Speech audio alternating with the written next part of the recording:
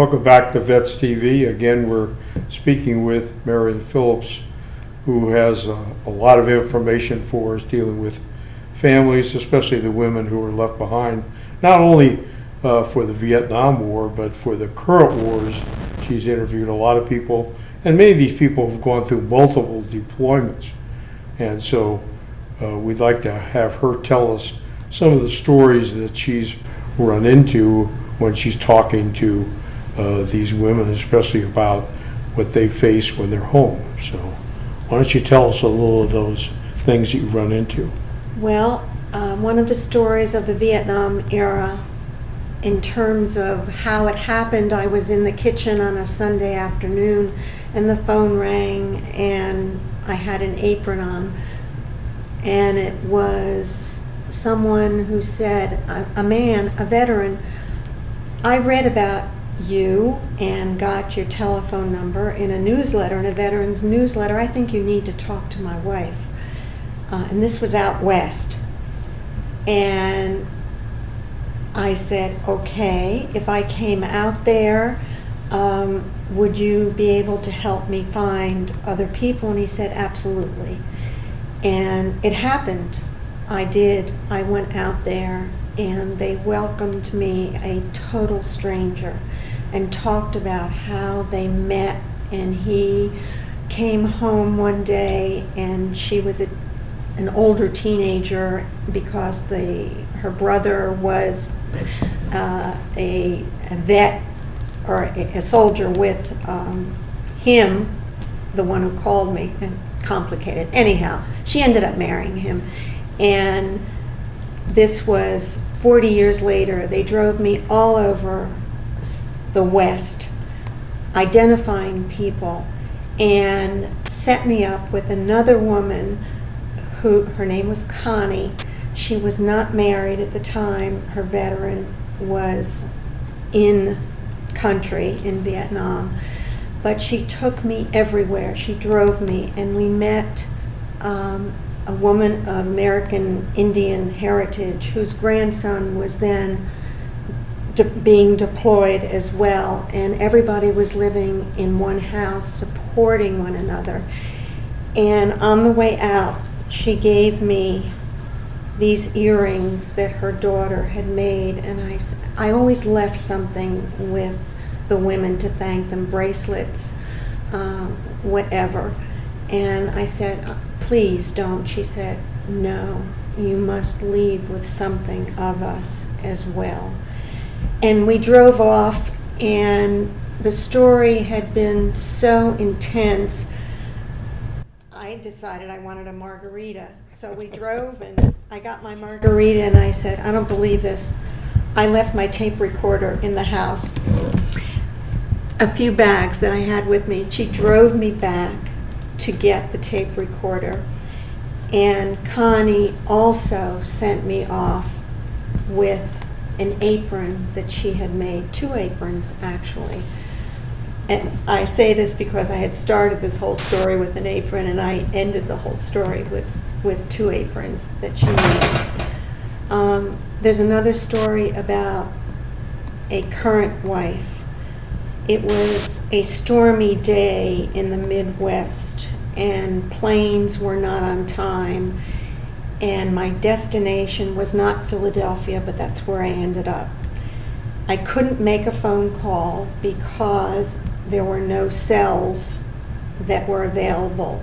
There was still a payphone, and I was able to call my husband's assistant to get a call to the woman I was supposed to see to say, I'm not sure I'm going to get there.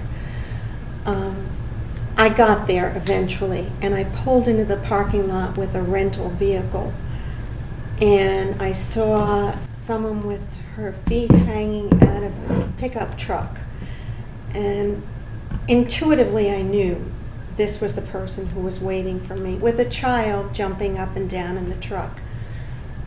I got the room. It was not a motel I would have chosen, but there we were, the 3 of us in this motel room.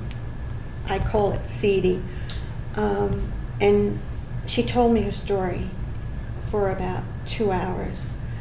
And What exactly did she tell you? she told me how she and her young husband, who was back from the war on terror, one of the places, whether it was Afghanistan or Iraq, and he was badly injured. And it was obvious this was the person who was waiting for me, not knowing and not making diagnosis by phone, but this sounded like a long haul. This was not going to be easy. I said, let's go for dinner. You certainly deserve dinner. And she said, how about McDonald's? I said, that's all, just McDonald's? She said, yes, because my child will be able to play on the jungle gym and whatever, or climb the ladders, etc., while we're eating.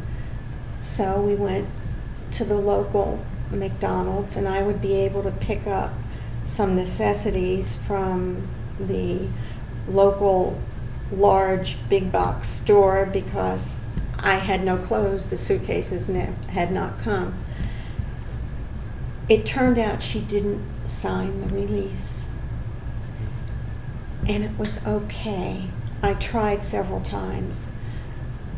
It was okay. She needed to talk to me, and that was a specific example, another specific example of somebody who needed to talk to me, and I was an older woman, and she felt comfortable. What did she tell you, though? What were the problems that you faced? Accessibility was one of the greatest problems that, off the top of my head that I can remember, because of multiple injuries, that the environment would obviously need to be adapted or something in order for things to continue. You mean accessibility to Physical accessibility. To their home. for their Yes. home and so Yes. forth? Yes. Was there any help that was available from VA? Was it There forthcoming? was. They were being helped. They absolutely were. This was identified, at what point I can't tell you. Trying to be as factual as I can with 120 interviews and, details, because many people, as you know, were injured. But they were getting help. But with a very young child and a future. And I look at things like that and I say, here we are, 40, 45 years later, and people are still dealing with Ability to- physical of the war. The war doesn't end when the peace or whatever is declared. The costs of war, physical, emotional, whatever, continue. In terms of the spouses and family members who, Details, because many people. how would you compare their experience with the spouses and family members you interviewed from the ongoing wars that we have now in Afghanistan and Iraq? I think one big difference is the state of the nation years later. And whereas when you all came home, it wasn't always pleasant, and I have stories of who was spit on and the buses that were rocked coming out of the Air Force bases as they came in, Travis or wherever else. There were horror stories of how they were treated, burning uniforms in the restrooms before getting onto a plane so that they weren't recognized. However, there were anti-war protests. There were people, because everybody seems to have known somebody, whether they were people who supported the war or didn't support the war. And now we have less than 1% serving multiple deployments. And how many people does anybody know personally, let alone ones that need assistance? So that I think is a major difference. The other is, I think there are more resources for families now in terms of family readiness groups that exist on bases. They're allowed to stay on the base while there are deployments so that the women have a support system.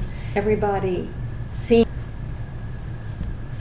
it does help if you are there, but what if you've gone to a rural area such as I was in North Jersey? Or maybe the Eastern Shore of Maryland. Or maybe the Eastern Shore of Maryland. I'm always finding people that I would have had no idea had served because it doesn't come up in conversation, whether it's now or before.